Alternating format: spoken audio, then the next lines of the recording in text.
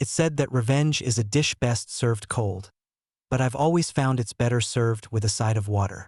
And when the Harborview Homeowners Association decided they were going to demolish my lake bridge, well, let's just say I had something much bigger planned than a petty dispute. It all started innocuously enough. For years, my property, McKinley Ranch, had a bridge leading across the small lake that was nestled on my land. It wasn't much, just a humble wooden structure, the kind of thing that would only matter to someone who appreciated peace, quiet, and a good place to fish. For me, the bridge was a symbol of all the beauty and serenity that came with living on the land. But for the HOA, it was an eyesore. It was always the same with them. Every single little thing I did to maintain my land seemed to bother someone in the community. First, it was the tree line. Apparently, my perfectly trimmed line of oak trees was too close to the road. Then it was my fences. I had to rebuild them a few times, thanks to complaints about how they didn't fit the aesthetic of the neighborhood. But when they tore down the bridge, that was the straw that broke the camel's back. One Wednesday morning, I came out to check on the lake after a storm and found the bridge was gone. There was nothing left but piles of splintered wood and broken beams scattered across the water. At first, I thought it was some freak accident, maybe a fallen tree had taken it out. But then I saw the HOA trucks parked nearby, and it hit me like a ton of bricks. They had torn it down. I walked over to their trucks and found Karen, the HOA president, standing there with a smug smile on her face. She was holding a clipboard, looking at the debris like she had just made a major victory. "Morning, Ed," she called out, without a shred of remorse in her voice. "We've decided the bridge was a safety hazard, so we had it demolished. We'll send you the invoice." I blinked. "You what?" "It's for the best," Karen said with that tone she always uses when she thinks she's in control. "It was just too old and needed to go. We've already arranged for a more suitable entrance for everyone. Don't worry, we'll take care of the costs." "You did what to my bridge?" I said again, almost disbelieving. She pointed to the water. "Look, we've already got a new path planned for the community. No need to keep this thing here anymore. You should be thanking us for improving the neighborhood." I took a step closer, my fists clenched. The rage started building. She had destroyed my bridge. But it was more than that. She had crossed a line. I could feel my blood pressure rise. The thought of what she'd done, with absolutely no regard for my property, made me see red.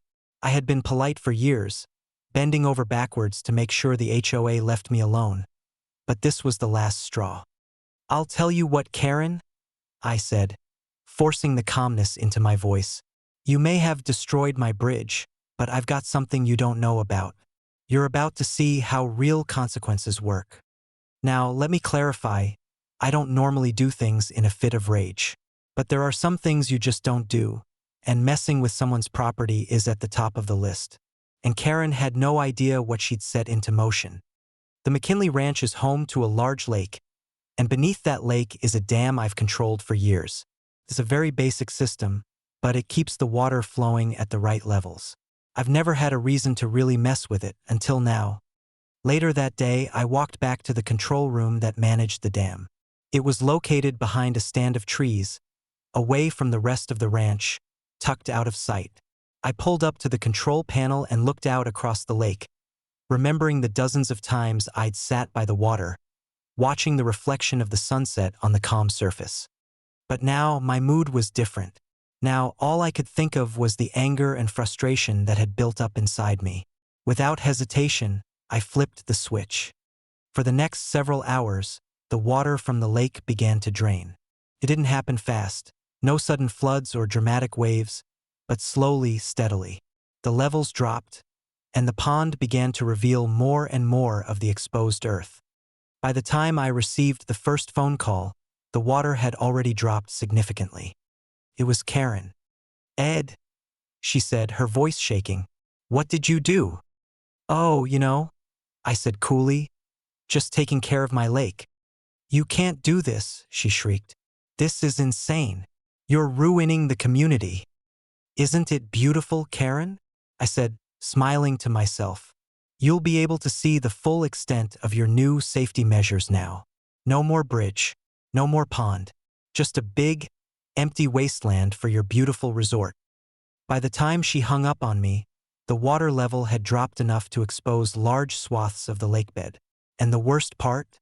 The HOA's $4 million resort, which sat near the lake's edge, was now sitting in the middle of a giant mud pit. Within hours, the HOA's carefully manicured resort was flooded with complaints. Their main pool was drained. Their pristine lawns became nothing more than sludge. Guests who had come for the exclusive vacation experience were left in confusion, with no idea why the lake had disappeared. The HOA tried everything to fix it. They called in engineers, environmental experts, even state officials, but the damage was done. As I sat back and watched, I couldn't help but feel a sense of satisfaction. Karen had tried to take something from me. Well, now she was feeling the consequences of her actions. The destruction of the bridge had cost her the resort's reputation, and she'd done it all in the name of improving the neighborhood. 2 weeks later, the dam was repaired, and the lake was slowly refilled. The HOA, however, was still reeling. They'd lost guests, revenue, and credibility. Their insurance company wasn't happy either. Karen came to see me personally, her face pale and haggard. She didn't even try to hide the desperation in her eyes. "Ed, we need to fix this," she said, voice trembling. "We'll pay for the damages, whatever it takes." I leaned back in my chair, grinning. "No thanks, but I'll take a little piece from here on out. No more complaints. No more improvements. You can keep your hands off my land from now on. Deal?" She swallowed hard, her pride clearly bruised, but nodded. Deal. And so, my little revenge was complete. The HOA had thought they could take my bridge, but what they didn't realize was that I had much more to lose than they ever imagined. Now, with a little shift in the water, I'd taken everything they'd worked for.